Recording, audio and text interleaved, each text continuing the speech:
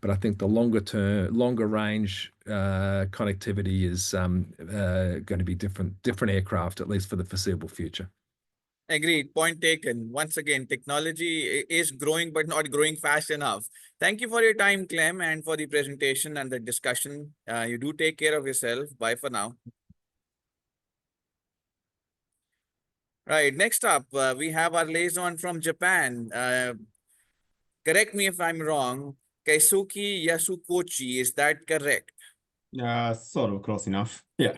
Well, in the ballpark, I'll keep it there. Thank you for your Yeah. time. You have the No. mic and the stage. Sure, just let me present my presentation.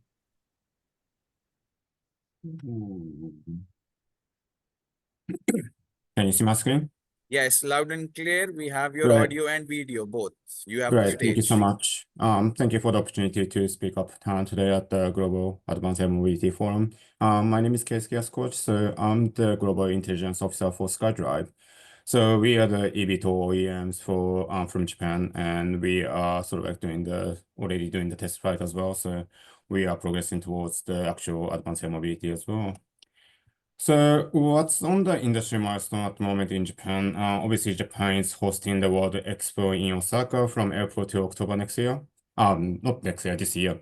And four eVTOL OEMs are planning to do the actual demonstration at the expo site at the moment. So that's sort of like exciting news. And since Volocopter couldn't do the demonstration at the Paris Olympics, this will be the significant milestone and public demonstration by the eVTOL OEMs.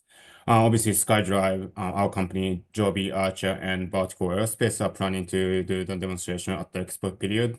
So it's not going to be the entire period, but it will be sort of certain months. It will be, we are planning to do the actual demonstration. So we are waiting for the announcement from the expo committee, who and when we're going to be flying at the moment. All the eVTOL OEMs are planning to do the demonstration at the expo site, major partners in Japan. So including, we are partnering with Suzuki Motor Corporation. Obviously, Joby is working with Toyota. Archer is working with Slacker, which is the sort of part of JB with the JAL, and also the Sumitomo Corporation. And Marubeni is working with Vertical Aerospace. So all the OEMs are working closely with some of the Japanese companies and manufacturers as well to the collaboration approach to the actual demonstrations as well. JCAB, which is the Civil Aviation Authority in Japan, is working closely with both FAA and EASA at the moment. So obviously the regulations are sort of like similar to the actual existing the aviation, the aircraft regulations as well, but obviously there will be adjustment to the new regulation for the eVTOL and advanced air mobility as well. They are following the footsteps for both FAA and EASA for the certification processes at the moment. So there will be sort of a close collaboration with especially with the FAA. Traditionally, Japanese aviation authorities are closer to the FAA side, so they are working closer to the both certification paths and operations, and also the vertiport as well. Obviously, EB105 just came out, so it will be need to be adjusted to what's going to be feasible for the Japanese environment as well. There's also a number of working groups working towards the commercialization of the AAM in Japan at the moment. So there's a working group for the operations, certification, also the infrastructure as well. So with the public sentiment, obviously the expo is sort of like great opportunity for Japan to showcase what's the capability of the eVTOL, and also a lot of people are coming to Japan, obviously through the expo period, to see what the actual air taxi or eVTOL looks like when it's actually flying on the demonstration. Obviously on the right-hand side, that's the sort of like expo sort of like image model at the moment. So they are building the vertiport at the moment.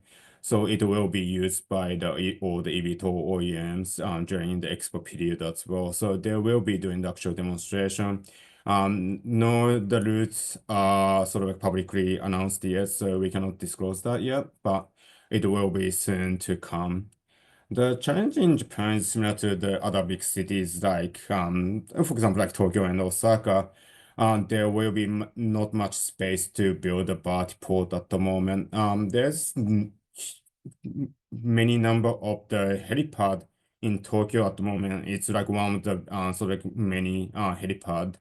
But obviously, the difference between helicopters and eVTOLs are significant, especially downwash and outwash effect, and also the weight as well. So, and plus the charging systems, like it need to be installed as well. So, some of the infrastructure regulations need to be adjusted or amended to accommodate the sort of like air taxi operations at the moment as well. Noise pollution is also a significant issue in Japan. Obviously, there's a lot of like sort of like public negativity around the airport as well at the moment. So once eVTOL start flying, it may see both noise pollutions and also the visual pollutions as well. So it will be need to have more public understanding on the environment side as well. So for upcoming event, obviously the expo is starting from 13th of April till October of this year. So there will be the period eVTOLs are demonstrating these videos. So anyone is like traveling to Japan, like you must check the expo site as well. There's also the Advanced Air Mobility Asia Symposium is happening from 16th to 18th in Aichi Sky Expo. So that's like another opportunity to discuss with the professionals to how the implementation of the advanced air mobility in Asia as well. So obviously, I'm Japan liaison as well as the APAC liaison as well. So obviously, Asia is a strong and huge market for the advanced air mobility, including China, South Korea, Japan, Australia, and even in India as well. So we're gonna be all coming together in Tokyo, in Aichi Prefecture to discuss how we can progress and what's the difference between the each regions as well. So this will be also the great opportunity to join for the conference as well. So in short term, like it's pretty much it. But like obviously Japanese government is pushing the advanced air mobility in the country at the moment, and they try to accommodate whoever wants to enter the market as well. So for during the expo period, please come and see what's gonna be the realistic demonstration of how it's gonna be commercialized for the AAM as well. And thank you so much for your time, and thank you for the opportunity.